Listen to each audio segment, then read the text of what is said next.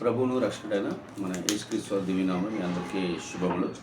మరి ఉదయకాలమైన హెబ్రీ రాసిన పత్రిక మరి 4వ అధ్యాయం మొదటి 11 వచనాలని జ్ఞాపకం చేసుకుందాం. మరి గడిచిన దినాన మరి హెబ్రీ రాసిన పత్రిక మన 3వ అధ్యాయం మరి మొదటి 2 అధ్యాయాలు కూడా మనం జ్ఞాపకం చేసుకున్నాం. కాబట్టి ఈ దినాన హెబ్రీ రాసిన పత్రిక మొదటి అధ్యాయం మొదటి 11 వచనాన్ని జ్ఞాపకం చేసుకుందాం. మొదటి మాట,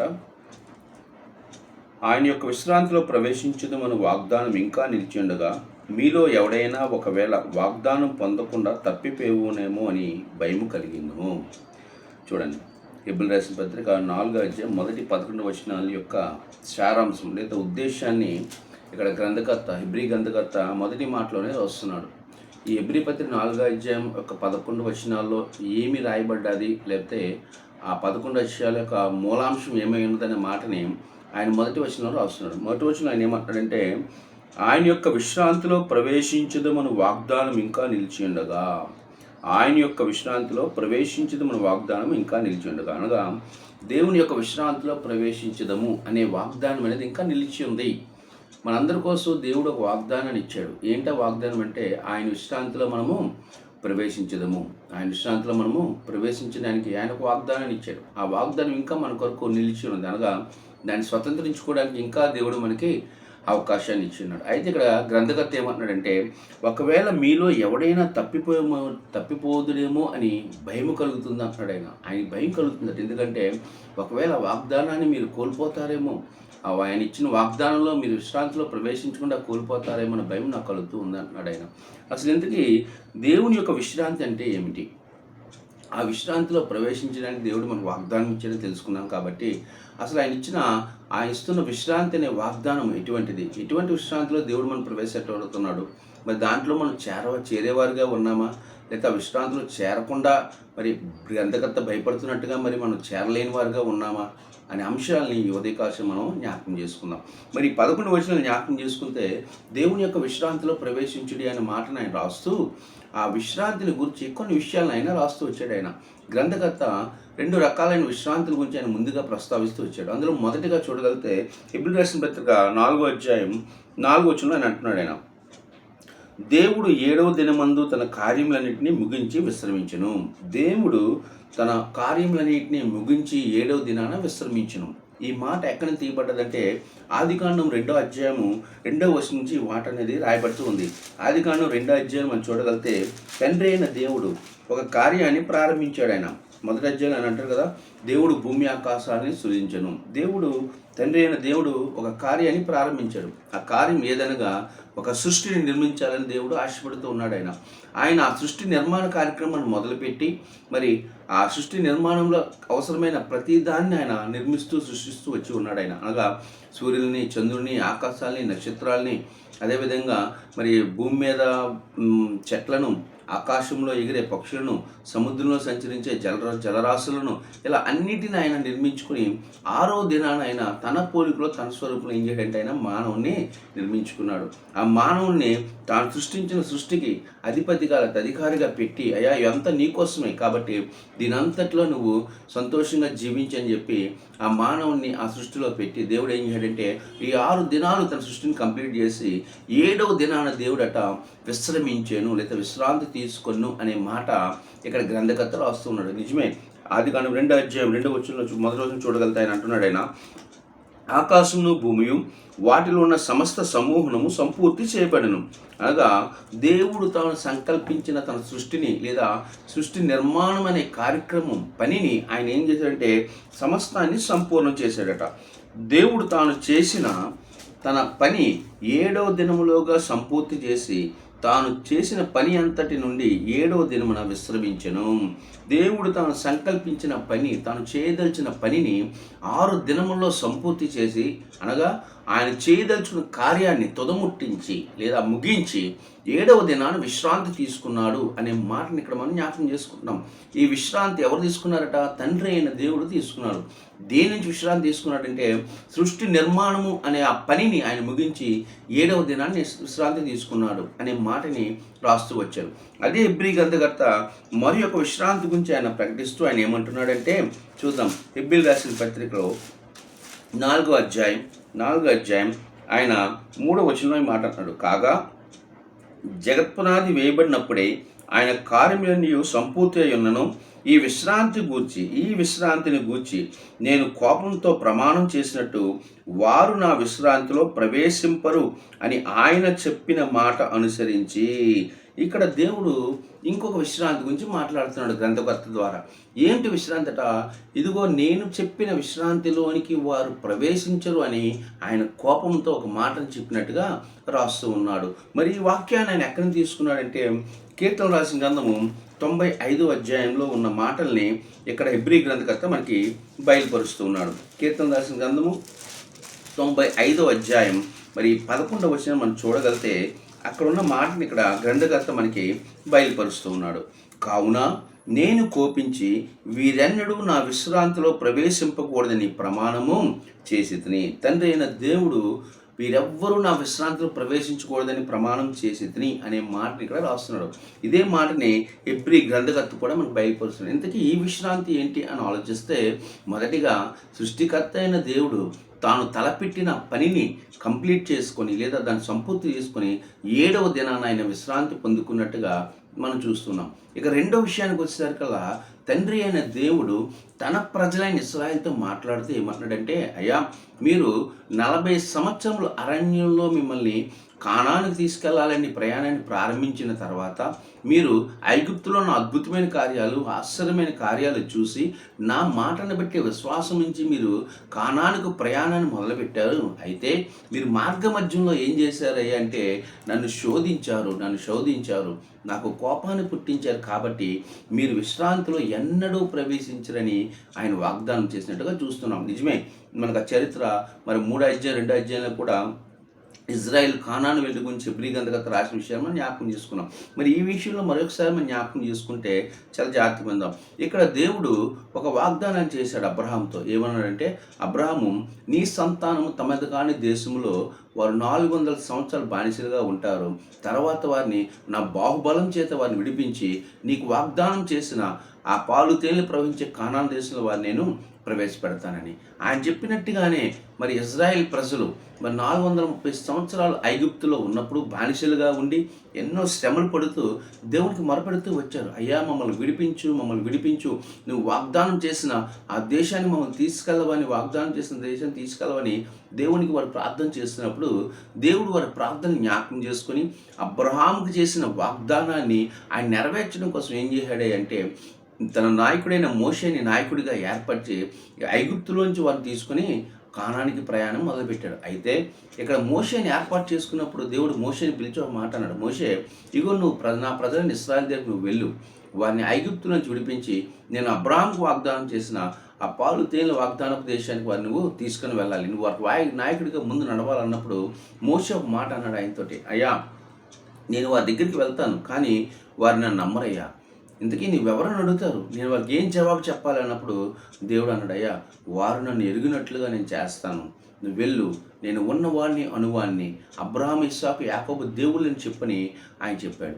మరి అదేవిధంగా మోషే వీళ్ళు ఇజ్రాయెల్ ప్రజలతో దేవుడైన యెహోవాను గురించి పరిచయం చేశాడు. అయినప్పటికీ కూడా 430 సంవత్సరాల పాటు వాళ్ళు ఐగుప్తులో ఉన్నారు. దేవుని యొక్క మాటని వినలేదు, దేవుని యొక్క సేవకుల యొక్క నడిపింపు అక్కడ లేదు. ఆల్ ఆఫ్ ది సడన్గా ఒక్కసారి దేవుడు మనం పిలిచాడు, మిమ్మల్ని తీసుకెళ్తానంటే ఎవరైనా నమ్మడం కష్టమే. అందుకే తండ్రి అయిన దేవుడు అక్కడ అద్భుతమైన కార్యం చేశాడు. ఏంటి అంటే వారు ఐగుప్తులోంచి బయలుదేరక ముందే, అనగా వారు ఐగుప్తులో ఉన్నప్పుడే ఆయన ఐగుప్తు మీద 10 రకాలైన అద్భుత కార్యాలు లేదా తెగుళ్ళు లేదా శ్రమల ద్వారా ఐగుప్తుని బాధ పెట్టినట్టుగా మనం చూడొచ్చు. మోషే ద్వారా ఆయన నీళ్ళని రక్తంగా మార్చడం, ఆ దేశమంతటికి కప్పలను తేవడం, పేలును తేవడం, ఇలాగా అనేక రకాలైన కార్యాలను దేవుడు చేశాడు.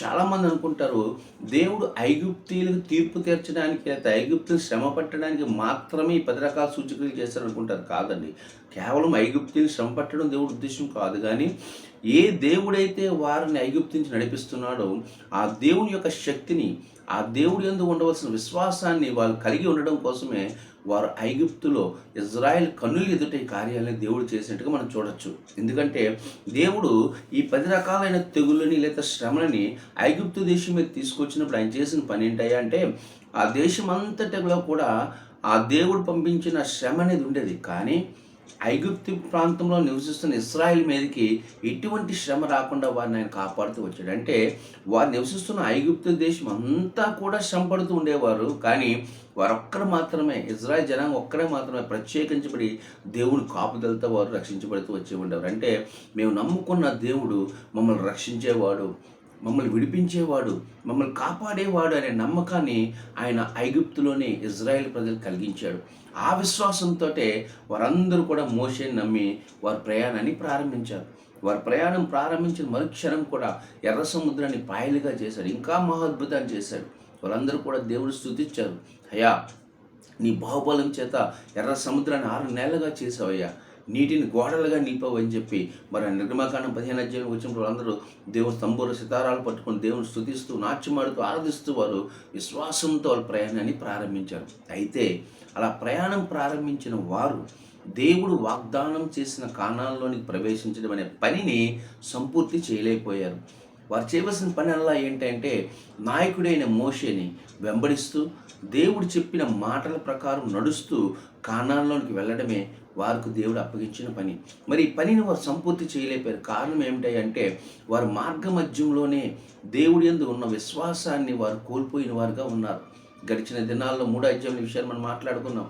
చిన్న చిన్న శోధనలు వచ్చినప్పుడు, ఆహారం కోసం, నీటి కోసం, మాంసం కోసం ఇలా చిన్న చిన్న శోధనలు వచ్చినప్పుడు వాళ్ళు ఏం చేశారంటే వారు దేవుడి మీద ఉంచవలసిన ఆ విశ్వాసాన్ని, ఆ శోధనలు బట్టి తమ విశ్వాసాన్ని విడిచిపెట్టి దేవుణ్ణే శోధించడం ప్రారంభించారు. అందును బట్టే దేవుడు వాళ్ళతో ఏమన్నాడంటే వీరికి ఎన్నటికీ నా విశ్రాంతిలోనికి ప్రవేశించారు. వారు పదే పదే అయ్యా మేము ఐగుప్తులు ఉంటేనే బాగున్నాం, మేము ఐగుప్తులో చనిపోయినా బాగున్నాం, ఎందుకు మమ్మల్ని ఇక్కడ తీసుకొచ్చావు? మేము చావడానిక, తిండి లేక చావడానిక, లేకపోతే ఆ కానాన్ దేశంలో ఉన్న ఆ బలిష్ఠులైన మనుషుల చేతుల్లో మేము చావడానిక, ఎందుకు మమ్మల్ని తీసుకొచ్చావని పదే పదే తమ విడిచిపెట్టిన ఐగుప్తు గురించి మాట్లాడుతూ దేవుడి యొక్క శక్తిని, దేవుడి పట్ల ఉన్న విశ్వాసాన్ని వారు విడిచిపెట్టినప్పుడు ఆయన అంటున్న మాట ఏంటంటే నేను ప్రమాణం చేసిన విశ్రాంతిలోనికి మీరు ప్రవేశించలేరు. నిజమే, దేవుడు ఇశ్రాయేలుకు వాగ్దానం చేసిన విశ్రాంతి ఏదంటే పాలు తేనెలు ప్రవహించే కానాను దేశంలోనికి, దాంట్లోనికి వారిని తీసుకెళ్లాలని దేవుడు వాగ్దానం చేశాడు. అయితే ఆ వాగ్దానాన్ని ఇజ్రాయేలు నిలబెట్టుకోలేకపోయారు. కారణం ఏంటంటే అవిశ్వాసులుగా ఉండి దేవుడి పట్ల చూసిన విశ్వాసాన్ని వాళ్ళు చూపించకుండా శోధనలో పడినప్పుడు వాళ్ళు ఏం చేశారంటే దేవుణ్ణి విడిచిపెట్టిన వారుగా ఉన్నారు. కాబట్టి అక్కడ ఆయన ఏమంటున్నాడంటే వీరు నా విశ్రాంతిలోనికి ప్రవేశించలేదని. ఈ 2 అంశాల గురించి హెబ్రీకర్త రాస్తూ ఇప్పుడు ఎవరితో మాట్లాడుతున్నాడంటే ఈ అంశాన్ని బట్టి హెచ్చరిస్తూ ఆయన హెబ్రీలతో ఈ మాటను రాస్తున్నాడు. అయ్యా, మీ పితరులైన ఇశ్రాయేలీలు వాగ్దానం చేయబడిన విశ్రాంతిలోనికి ప్రవేశించలేదయ్యా, ఎందుకంటే వారు అవిశ్వాసులుగా ఉండి దేవుడి పట్ల ఉన్న నమ్మకాన్ని విడిచిపెట్టడం వలన వారి దారిలోనే తమ విశ్వాసాన్ని కోల్పోయి వారు ఆ వాగ్దానంలోనికి లేదా విశ్రాంతిలోనికి ప్రవేశించలేకపోయారు.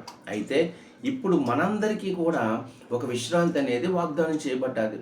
ఇజ్రాయెల్ ప్రజలకు ఆనాడు వాగ్దానం చేయబడింది కానాను అనే విశ్రాంతి. కానీ ఈరోజు మనందరికి కూడా ఒక వాగ్దానం అనేది ఇవ్వబడింది. ఆ వాగ్దానం ఏమిటంటే మనందరం కూడా ఒక దినాన విశ్రాంతిలోనికి వెళ్తున్నాం. ఏ విశ్రాంతి అట? దేవుడు ఇచ్చే విశ్రాంతిలోనికి వెళ్ళబోతున్నాం. ఈ విశ్రాంతిలోనికి మీరు ప్రవేశించేవారుగా ఉండండి. ఈ విశ్రాంతిలో ప్రవేశించడానికి మీరు సిద్ధపడండి. కారాటి ఇశ్రాయేలులాగా మీరు మాత్రము ఆయన కోపాన్ని తెప్పించి ఆ విశ్రాంతిలోనికి వెళ్లకుండా మిగిలిపోవద్దని హెచ్చరిక చేస్తూ వారి యొక్క ఉదంతాన్ని వారికి బహిర్గతం చేసి ఆనాటి హెబ్రీయుల్ని ఈనాడు వాక్యం వింటున్న మనల్ని కూడా ఆయన హెచ్చరిస్తున్నాడు. అసలు ఇంతకీ మన కోసం వాగ్దానం చేయబడి నిలిచి ఉన్న విశ్రాంతి ఏమై ఉన్నది అనే విషయం జ్ఞాపకం చేసుకోవాలంటే చూద్దాం. మత్తయి రాసిన సువార్త ఈ విశ్రాంతి మనకి ఎవరి ద్వారా వస్తుంది, ఎవరు ఇస్తున్నారు ఈ వాగ్దానం అంటే మత్తయి రాసిన సువార్త 11 అధ్యాయం 28వ వచనం. ప్రయాసపడి భారం మోసుకొంచున్న సమస్త జనులారా నా యొద్దకు రండి, నేను మీకు విశ్రాంతి కలుగజేతును.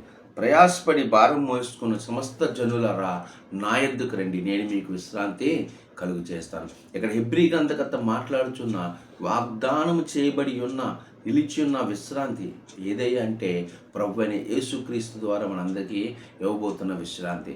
యేసుక్రీస్తు తన సజీవుడిగా ఈ లోకంలో ఆయన పరిచయం చేస్తూ చెప్పిన మాట, ప్రయాసపడి భారం మోయించిన వారులారా నా యొద్దకు రండి, నేను మీకు ఏమి ఇస్తాను అన్నాడైనా విశ్రాంతినిస్తాడు.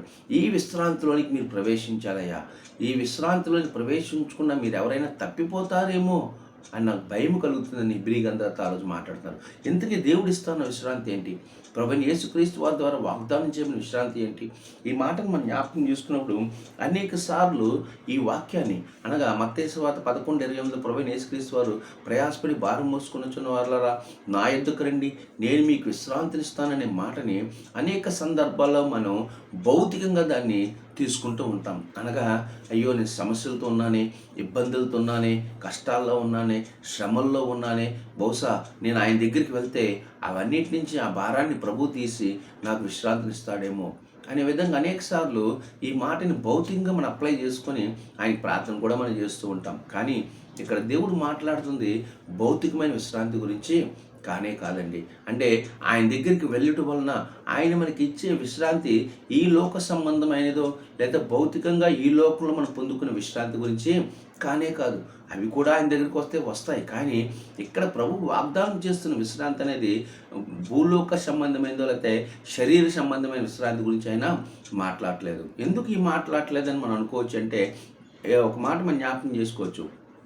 ఒకవేళ నిజంగానే మనము యేసుక్రీస్తు దగ్గరికి వచ్చినప్పుడు మనకున్న సమస్యలు, ఇబ్బందులు, కష్టాలు, బరువులు అవన్నీ ఆయన తీసివేసి ఆ భారాన్ని తీసివేసి ఆయన మనకి భౌతికంగా మనకి మనశ్శాంతిని, విశ్రాంతిని, ప్రశాంతతని ఇవ్వడమే దేవుని ఉద్దేశము అయితే ఒక మాటను మనం జ్ఞాపకం చేసుకుందాం. ఎందుకంటే అది ఆయన ఉద్దేశం కాదు అని తెలుసుకోవడానికి ఒక సంఘటన మనం జ్ఞాపకం చేసుకుందాం. చూడండి, అపోస్తలుడైన పౌలు కొరింథీయులకు రాసిన పత్రికలో రాస్తూ మాట అంటున్నాడు. ఆయన అపోస్తలుడైన పౌలు 2 కొరింథీయులకు రాసిన పత్రిక 7వ అధ్యాయం 5వ వచనంలో పౌలు ఒక అనుభవం చెప్తున్నాడు. ఏమనంటే, మేము మాసిదోనియాకు వచ్చినప్పుడు మా శరీరము ఏమాత్రము విశ్రాంతి పొందలేదు. మేము మాసిదోనియాకు వచ్చినప్పుడు మా శరీరము ఏమాత్రం విశ్రాంతి పొందలేదు. ఎట్టి పోయినను మాకు శ్రమయే కలిగను. వెలుపట పోరాటములు, లోపల భయములు ఉండేను. చూడండి, అపోజిట్ పౌలు మాసిదోనియాకు వచ్చినప్పుడు అక్కడ ఉన్న వారితో రాస్తూ అంటున్నాడు ఆయన, అయ్యా మా శరీరానికి ఎటువంటి విశ్రాంతి కలగలేదు. అంటే శరీరానికి విశ్రాంతి కలగలేదు, కానీ ఏం కలుగుతున్నట? యేసుక్రీస్తు సువార్తను చేస్తున్న పౌలు గారికి ఆయన భౌతికమైన విశ్రాంతికి దొరకట్లేదట. ఎందుకంటే ఆయన శ్రమలను ఎదుర్కొంటున్నాడు, భయాన్ని కలిగి ఉన్నాడు, అంతరంగంలో భయాలు ఉన్నాయట, చుట్టూ శ్రమలు ఉన్నాయి, కాబట్టి నాకు మనశ్శాంతి, విశ్రాంతి నాకు శరీరానికి లేదు అన్నాడు. మరి నిజంగా ప్రయాసపడి భారం మోయిచున్న వారిని అద్దెకండి నేను మీకు విశ్రాంతిని కలుగు చేస్తాను అనే మాట భౌతిక సంబంధమైనది, శరీర సంబంధం విశ్రాంతి అయితే మరి పౌలు గారు యేసుక్రీస్తు పిలుపునందుకు వెళ్ళినప్పుడు ఆయన మరలా ఎందుకు విశ్రాంతి లేకుండా శరీర సంబంధంగా బాధపడుతున్నాడు అంటే ఇక్కడ దేవుడు చెప్తుంది, మీ భారాన్ని నేను తీస్తాను, మిమ్మల్ని విడిపిస్తాను అనే మాటకు అర్థం ఏంటి అంటే రోమీయులకు రాసిన పత్రికలో మాట ఉంటుంది, ఏలయనగా పాపం వలన వచ్చే జీతము మరణము, పాపం వలన వచ్చే జీతము మరణమై ఉంది. ఇక్కడ దేవుడు మాట్లాడుచున్న మాట దేని గురించి అంటే మనం మోస్తున్న భారం ఏంటి అంటే ఒక్క మనుష్యుడి వలన లోకంలోనికి పాపం ఎలాగూ ప్రవేశించను, ఆ పాపం వలన మరణం అందరికీ సంప్రాప్తి ఆయన కొరింథీ పత్రికలో పౌలు సెలవిస్తున్నట్టుగా ఆదామును బట్టి ప్రతి మానవుడికి ఏమి సంక్రమించిందంటే పాపం వల్ల వచ్చే జీతమైన మరణం అనేది ఒక భారంగా, ఒక బర్డెన్గా ప్రతి మానవుల మీద ఉంది. ఇప్పుడు ఈ పాప భారాన్ని, పాపం వల్ల వచ్చే మరణ భారాన్ని విడిపించగల శక్తి ప్రభు అయిన యేసుక్రీస్తు వారికి ఒక్కరికి ఉంది. ఆయన అంటున్నాడు, మీరు నా యొద్దకు రండి, నేను మీ భారాన్ని తీస్తాను, తీసి నేను మీకు ఏమి ఇస్తానంటే విశ్రాంతినిస్తాను. ఏ విశ్రాంతి అంటే అది భౌతిక సంబంధ విశ్రాంతి కాదు. మరి విశ్రాంతి ఎక్కడ ఉందంటే చూడండి, ఆయన చెప్తున్నాడు ఈ మాట. మరి విశ్రాంతి ఎక్కడ ఉందంటే ప్రకటన గ్రంథం 11వ అధ్యాయం, ప్రకటన గ్రంథం 14వ అధ్యాయం, ప్రకటన గ్రంథము 14వ అధ్యాయం 13వ వచనంలో ఆయన ఒక మాటను సెలవిస్తున్నాడు. ప్రకటన గ్రంథం 14వ అధ్యాయం 13వ వచనం చూడండి. అంతటా ఇప్పటి నుండి ప్రభువునందు మృతులు ధన్యులని వ్రాయమని పరలోకం నుండి ఒక స్వరం చెప్పగా వింటిని. నిజమే, వారు తమ ప్రయాసల మాని విశ్రాంతి పొందుదురు. ఈ స్వరం ఎక్కడికి కనబడుతుందట? పరలోకం నుంచి. అంటే ప్రయాసపడి భారం మోయిచున్న వాళ్ళ నా యొద్దకు రండి, నేను మీకు విశ్రాంతినిస్తును అని ఇంకా మన కోసం నిలిచిన వాగ్దానము, అనగా విశ్రాంతి పొందుకునే వాగ్దానము. ఈ వాగ్దానం ఎక్కడ నెరవేర్చబడుతుంది అంటే పరలోకమందు దేవుడు మనకేమిస్తుందంటే విశ్రాంతి. ఈ లోకంలో నువ్వు పడ్డ ప్రతి ప్రయాసకి, భారానికి అవన్నీ మాని వాళ్ళు ఏం చేస్తున్నట విశ్రాంతి పొందుదురు అంటున్నాడు. అంటే దేవుడు మన కోసం సిద్ధపరిచిన విశ్రాంతి ఎక్కడుంది అంటే పరలోకంలో ఉంది. ఆ పరలోకంలో పొందుకునే విశ్రాంతిలోనికి మనం వెళ్ళాలని ఈ లోకానికి ఎవరు వచ్చారంటే ప్రభువైన యేసుక్రీస్తు వారు వచ్చారు. ఈరోజు ఆయన మాటలను మనం విశ్వసించి ఆయన మాటల ప్రకారం ఆయన మనకు అప్పగించిన పని ఏంటయ్యా అంటే మనం సజీవులు యేసుక్రీస్తుని అంగీకరించినప్పటి నుండి మరలా ఆ విశ్రాంతి ప్రవేశించే వరకు కూడా ఆయన యందు విశ్వాసాన్ని విడిచిపెట్టకుండా నడుచుటే ఆయన మనకు అప్పగించిన పని. ఒకవేళ ఈ పనిని మనం సంపూర్తి చేయగలిగితే మనం ఎక్కడికి వెళ్తామంటే ఆయన విశ్రాంతిలోనికి వెళ్ళేవారిగా ఉంటాం. ఈ పనిని సంపూర్తి చేసిన తర్వాతే విశ్రాంతి. ఎందుకంటే మరి ఆదికాండంలో మనం చూసుకున్నాం, దేవుడు తను అనుకున్న కార్యాన్ని ముగించిన తర్వాత ఆయన ఏం పొందుకున్నట విశ్రాంతి పొందుకున్నాడు. ఈరోజు మనము కూడా యేసుక్రీస్తునందు విశ్వాసం ఉంచగలిగితే ఆ విశ్వాసం అనేది కడవరకు మనం కాపాడుకోగలిగితే మన కోసం దేవుడు వాగ్దానం చేసిన ఆ పరలోక విశ్రాంతిని మనందరం కూడా పొందుకునేవారుగా ఉంటాం. అలా ఉండడం కోసమే ప్రభు మనందరినీ పిలుచుకున్నాడు అనే విషయాన్ని మనము తెలుసుకోవచ్చు. చూడండి, 2వ దశలోనికి రాసిన పత్రికలో పౌలు ఒక చక్కని మాట రాస్తున్నాడు.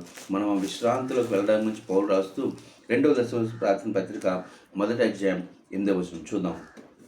ప్రభువైన యేసు తన ప్రభావమును కనపరచుచు దూతలతో కూడా పరలోకం నుండి అగ్ని జ్వాలలతో ప్రత్యక్షమై దేవుని ఎరిగిన వారికి మన ప్రభువైన యేసు సువార్తకు లోబడి వారికి ప్రతిదండన చేయనప్పుడు మిమ్మును శ్రమపరచు వారికి శ్రమ పొందుచున్న మీకు మాతో కూడా విశ్రాంతి అనుగ్రహించే దేవునికి న్యాయము. సో క్రీస్తు ప్రభు వారు తన రెండవ రాకడలో వచ్చినప్పుడు మన విశ్వాసాన్ని మనం తుదముట్టించే విధంగా ఆ విశ్వాసాన్ని కాపాడుకొని ఆయన అప్పగించిన ఈ పనిని మనం సంపూర్ణంగా మన విశ్వాస జీవితాన్ని కాపాడుకోగలిగితేనట ఆయన తన రెండవ రాకడలో వచ్చినప్పుడు ఈ లోకంలో ఉన్న మనము ఏం పొందుకుంటామంటే ఆయన ద్వారా పరలోకానికి తీసుకువెళ్ళి అక్కడ శాశ్వతమైన విశ్రాంతిలోనికి మనము వెళ్ళగలుగుతాం. అవును, మనకి దేవుడు వాగ్దానం చేసిన విశ్రాంతి భూమి మీద విశ్రాంతి కాదండి, అయితే శారీరకంగా ఒక రాత్రి చక్కని నిద్రపట్టే విశ్రాంతి కాదు. ఆయన ఇస్తాను విశ్రాంతి ఏంటో తెలుసా? పరలోకంలో ప్రభుతో సదాకాలం ఉండే విశ్రాంతి. అందుకే యోహాను సువార్త 14వ అధ్యాయంలో ప్రభువైన యేసుక్రీస్తు తన శిష్యులతో అన్నారు, ఇదిగో నేను నా తండ్రి యొద్దకు వెళ్తున్నాను, ఎందుకంటే అక్కడ అనేక నివాసములు కలవు. ఒకవేళ లేని ఎల్లా నేను వెళ్ళి మీ కొరకు సిద్ధపరుస్తాను, నేను మరలా వచ్చి మీరు అక్కడ ఉండడానికి నేను తీసుకొని వెళ్తాను. అంటే దేవుడు మన కోసం నివాస స్థలాన్ని, విశ్రమించే స్థలాన్ని ఎక్కడ సిద్ధపరుస్తుందంటే పరలోకమందు తండ్రి ఇంట సిద్ధపరుస్తున్నాడు. అందుకే ఆ పరలోకంలో చేరినప్పుడే నిజమైన విశ్రాంతిలోకి ప్రవేశించిన వారుగా మనం ఉంటాం. అందుకే యేసుక్రీస్తు వారు ఉపమాన రీతిగా ఆయన బ్రతుకున్నప్పుడు ఒక మాటని చెప్పారు. ఆయన ఒక ఇద్దరు వ్యక్తుల గురించి చెప్తూ ఆయన ధనవంతుడు లాజరు అనే ఇద్దరు గురించి చెప్తూ ఆయన ఒక మాట చెప్పారు. ఆయన ఇంకో ధనవంతుడు ఉన్నాడు, లాజరు ఉన్నాడు. ధనవంతుడు తన ఇష్టానుసారంగా బ్రతికాడు, లాజరు తినడానికి తిండి లేకపోయినా దేవుడి భయభక్తులతో నీతిగా బ్రతికాడు. అయితే ఒక దినాన వారిద్దరూ చనిపోయారు. ధనవంతుడు ఎక్కడికి వెళ్ళాడట? యాతన పడే స్థలంలోనికి వెళ్ళాడు. మరి లాజరు అనేవాడు ఎక్కడికి వెళ్ళాడయ్యా అంటే అబ్రహాము రొమ్ముని ఆనుకొని నెమ్మది పొందే స్థలము, దాన్నే పరదేశు అంటారు. అంటే ప్రభువునందు మృతులు ధన్యులు వారు ఎక్కడ ఉంటారట?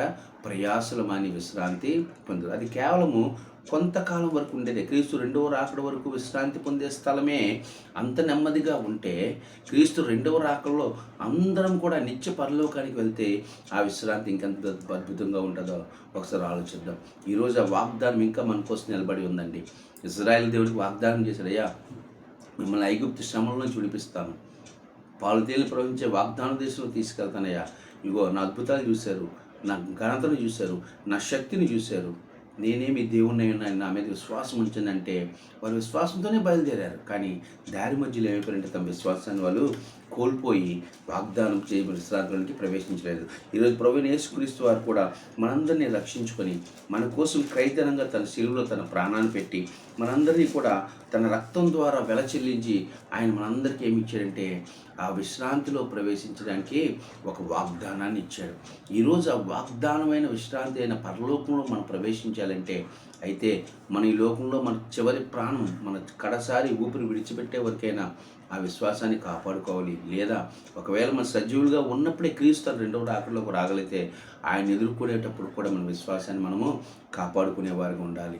ఒకవేళ అలా కాపాడుకోలేకపోతే, అంటే ఆయన మనకు అప్పగించిన ఆ విశ్వాస జీవితం అనే జీవితాన్ని భద్రంగా మనం పనిని ముగించుకొని పోతే, ఆ విశ్వాసాన్ని కాపాడుకునే పనిలో మనం కానీ ఒకవేళ నిర్లక్ష్యం చూపించగలిగితే గొప్ప రక్షణ మనము కోల్పోతాం. ఏంటి అంటే ఆయన వాగ్దానం చేసిన ఆ విశ్రాంతిలోనికి మనం వెళ్ళలేని వారు ఉంటాం. చూడండి, అపోజిట్ పౌలు తిమోతికి రాస్తూ తన యొక్క విశ్వాస జీవితాన్ని గురించి మాట అంటున్నాడు. ఆయన 2 తిమోతికి రాసిన పత్రిక 4వ అధ్యాయం 6వ వచనం. 2 తిమోతికి రాసిన పత్రిక 4వ అధ్యాయం 6వ వచనం.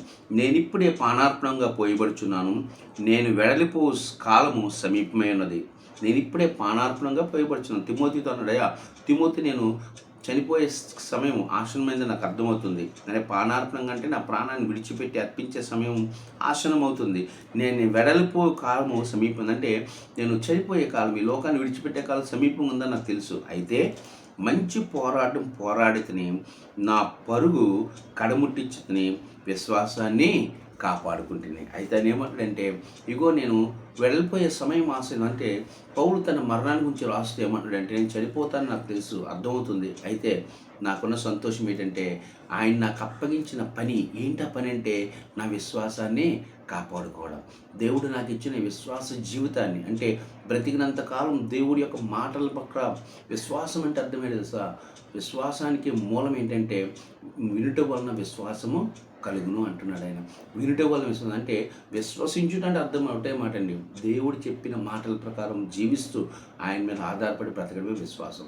ఇక్కడ పౌలు అంటున్నాడు, నేను వెళ్ళిపోయే కాలం దగ్గరికి వచ్చిందని నాకు తెలుసు, ఆ సమయం ఆసన్నమని నాకు తెలుసు. అయినప్పటికీ కూడా నా సంతోషం ఏంటి అంటే దేవుడు వాగ్దానం చేసిన ఆ శాశ్వత విశ్రాంతిలోనికి నేను వెళ్ళబోతున్నాను. ఎందుకయ్యా అంటే నేను నా పనిని నేను ముగించుకున్నాను, నా పరుగు పందాన్ని నేను ముగించుకున్నాను. ఎలా ముగించుకున్నాడు అంటే నా విశ్వాసాన్ని నేను కాపాడుకున్నానని. ఈరోజు మరి వాగ్దానం చేయబడిన విశ్రాంతి ఈరోజు మన కోసం కూడా వాగ్దానం అలాగే స్థిరంగా ఉంది.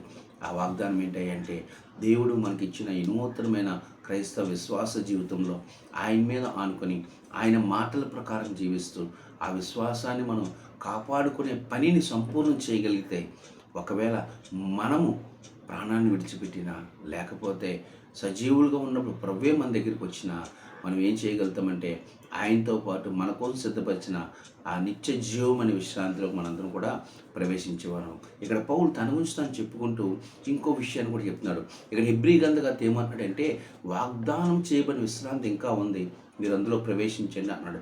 పౌలు అంటున్నాడు, నేను అందులో ప్రవేశించడానికి సిద్ధంగా ఉన్నాను, ఎందుకంటే నా విశ్వాసాన్ని నేను కాపాడుకున్నాను. అదే హెబ్రీ గ్రంథం అదే వచ్చిన ఇంకో మాట ఏమంటే, ఒకవేళ మీలో ఎవడైనా తప్పిపోతాడేమో అని భయపడుతున్నాను అన్నాడు. ఎందుకు గ్రంథకర్త అంటున్నాడంటే, ఇదే తిమోతికి రాసిన పత్రికలో పౌలు తన విశ్వాసాన్ని తాను కాపాడుకొని తన కోసం సిద్ధపరిచున్న జీవకిరీటాన్ని పొందుకోబోతున్నాను, లేదా శాశ్వతమైన విశ్రాంతిలోనికి వాగ్దానంలోకి వెళ్ళబోతున్నానని ఎంతో సంతోషంగా చెప్పిన అదే పౌలు ఇంకొక వ్యక్తి గురించి కూడా అక్కడ మాట్లాడుతూ ఏమంటాడంటే చూద్దాం. అదే 2 తిమోతి రాసిన పత్రిక 4వ అధ్యాయం 10వ వచనంలో, దేమ ఇహలోకమును స్నేహించి నన్ను విడిచి దశలోనికి వెళ్ళిను. ఇక్కడ పౌలు ఇంకో వ్యక్తి గురించి చెప్తున్నాడు, నేను నా విశ్వాసాన్ని కాపాడుకున్నాను కాబట్టి నా కోసం వాగ్దానం చేయబడిన ఆ నిత్య జీవన విశ్రాంతిలోనికి నేను వెళ్తున్నాను. కానీ నాతో ప్రయాణం ప్రారంభించి నాకు జత పనివాడిగా పిలువబడి నాతో దేవుని పరిచర్యలో ఉండి విశ్వాస జీవితాన్ని కొనసాగించిన దేమ అనేవాడు ఏం చేశాడయ్యా అంటే వాడు మధ్యలో నన్ను విడిచిపెట్టి ఎక్కడికి వెళ్ళిపోయాడైనా లోకంలోనికి వెళ్ళిపోయాడు. అంటే ఆనాడు ఇజ్రాయెల్ ప్రజలు ఎలాగైతే ఆ అరణ్య ప్రయాణంలో తన విశ్వాసాన్ని విడిచిపెట్టి దేవుడికి వ్యతిరేకంగా జీవించి అరణ్యంలోనే రాలిపోయి మరి విశ్రాంతిలోనికి ప్రవేశించలేకపోయారో, ఇక్కడ ఈ దేమ కూడా అటువంటి అనుభవాన్నే కలిగి ఉన్నాడు. ఈ దేమ గురించి ఫిలమోను రాసిన పత్రిక 1వ అధ్యాయం 23 వచ్చిన పౌలు ఏమంటే, నా జత పనివాడైన దేమ అంటున్నాడు ఆయన.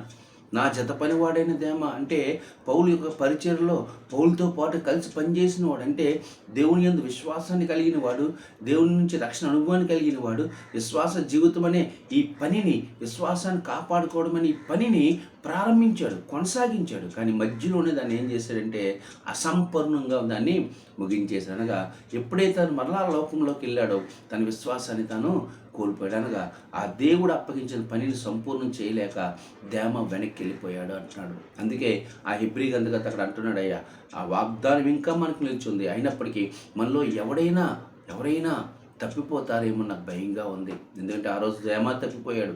పౌలైతే ఆ వాగ్దానం నెరవేర్చుకుని విశ్రాంతిలోకి వెళ్ళాడు. కానీ దేమ అయితే ఆ వాగ్దానాన్ని తప్పిపోయాడు. కాబట్టి ఈరోజు అటువంటి వారిగా మీరు ఉండొద్దు. దయచేసి వాగ్దానం చేసి విశ్రాంతిలోకి మనము వెళ్ళాలని దేవుడు ఆశపడుతున్నారు. అలా వెళ్ళాలి అంటే అపోజిట్ పౌలు చెప్పినట్టుగా మనం కూడా మన జీవితంలో ఈ దేవుడిచ్చిన ఈ ఆత్మీయ జీవితంలో ఆయన మీద ఆధారపడాలి. ఆయన మాట ప్రకారం నడుస్తూ ఆ విశ్వాసాన్ని అంతం వరకు మనం కాపాడుకోగలిగితే ఆయన ఇచ్చిన వాగ్దానంలో మనం ప్రవేశించగలుగుతాం. ఆ వాగ్దానం ఎక్కడుంది అంటే నిత్య జీవం, నిత్య రాజ్యంలో ప్రభుతో నిత్యమైన విశ్రాంతి. అక్కడ ఆకలి లేదు, తప్పిక లేదు, ఏమీ లేదటండి. ఈ భూలోకంలో ఉన్నంతకాలం మనకి ఎందుకు విశ్రాంతి మానసికంగా ఉండదంటే ఎన్నో శ్రమలు బట్టే విశ్రాంతి ఉండదు. భౌతికంగా ఎందుకు మనకి విశ్రాంతి ఉండదు చాలాసార్లు అంటే అప్పుల బాధలు, ఆహారం గురించి బాధ, తిండి గురించి బాధ, బట్టల గురించి బాధ, ఉండడానికి ఇంటి గురించి బాధ, ఈ భౌతిక సంబంధమైన ప్రతి అవసరాలు బట్టి మనకి ఏమవుతుందంటే మనోవేదనతో ఏమవుతుందంటే అనేకసార్లు నిద్ర, విశ్రాంతిని కూడా కోల్పోతున్నాం. కానీ పరలోకంలో దేవుడిస్తున్న విశ్రాంతి ఎలాంటిదంటే అక్కడ ఏ బాధ లేదు, ఏ చీకు లేదు, ఏ చింత లేదు, ఏ కష్టము లేదు. శాశ్వత కాలం ప్రభుతో ఆనందించే విశ్రాంతి. ఈరోజు ఆ విశ్రాంతిలో నేను మనందరం ప్రవేశించాలని ప్రభు ఆశపడుతున్నాడు. అలా ఆ ప్రవేశించే వాగ్దానాన్ని మనం స్వతంత్రించుకోవాలంటే దేవుడు మనకు అప్పగించిన పని సంపూర్ణం చేయాలి. ఆ పని ఏంటంటే జీవించినంతకాలం ప్రభు కోసం మనము జీవించాలి. గలతీయులకు రాసిన పత్రికలో అపోజిట్ పౌలు ఒక మాట అంటున్నాడు. ఆ మాట జ్ఞాపకం చేసుకొని మరి ఈ మాటలు ముగించుకుందాం. అపోజిట్ పౌలు గలతీయులకు రాసిన పత్రికలో ఆయన తన విశ్వాస జీవితాన్ని గురించి మాట్లాడుతూ ఆయన అంటున్నాడు, గలతీయులకు రాసిన పత్రిక 2వ అధ్యాయం 20వ వచనం, నేను క్రీస్తుతో కూడా సిలువ వేయబడి ఉన్నాను. ఇకను జీవించిన వాడు నేను కాను, క్రీస్తే నా యందు జీవించున్నాడు. నేను ఇప్పుడు శరీరమందు జీవించున్న జీవితము నన్ను ప్రేమించి నా కొరకు తన్ను తాను అప్పగించుకున్న దేవుని కుమారుని యందు విశ్వాసం వలన జీవించున్నాను. అయ్యా నేను ఇప్పుడు జీవిస్తున్న ఈ జీవితం యేసుక్రీస్తును ఒకసారి నేను అంగీకరించిన తర్వాత ఈ జీవితం అనేది ఎలాంటి జీవితం అంటే దేవుడు తను ప్రేమించి నాకు ఇచ్చిన జీవితం. ఇది నా జీవితం కాదు, విశ్వాసము ద్వారా దేవుడి కోసం జీవించే జీవితం. ఈ నమ్మకాన్ని, ఈ మాటని మనం కానీ అంగీకరించగలిగితే అవునయ్యా ఎక్కనూ బ్రతికేది నేనే, కానీ ఈ బ్రతికిచ్చింది నువ్వు. నీ కోసం బ్రతకడానికి, నీ అందరి విశ్వాసంతో బ్రతకడానికి నాకు ఈ జీవితాన్ని ఇచ్చావు. ఒకవేళ ఈ పనిని నేను సంపూర్ణంగా కడవరకు నా విశ్వాస జీవితాన్ని కాపాడుకోగలిగితే నా కోసం సిద్ధపరిచిన విశ్రాంతిలో నేను ప్రవేశించగలుగుతాను. అలా ప్రవేశించాలని ప్రభు ఆశపడుతున్నాడు. అందుకోసం ఆయన మన కోసం పరలోకంలో నివాస స్థలాన్ని ఏర్పాటు చేయడానికి వెళ్ళాడు. ఆయన ఇదిగో త్వరలో మళ్ళా రాబోతున్నాడు ఆ విశ్రాంతిలో మనం తీసుకెళ్ళడానికి. కాబట్టి ఆయన వచ్చేలోపు లేదా ఈ భూమిని మనం విడిచిపెట్టేలోపు మన విశ్వాస జీవితాన్ని మనం కాపాడుకుందాం. ధైర్యంగా ప్రభు కోసం జీవిద్దాం. ప్రభు కొరకు మాత్రమే బ్రతుకుదాం. దేవుడు మన తోడే నడిపించును గాక. ఆమేన్.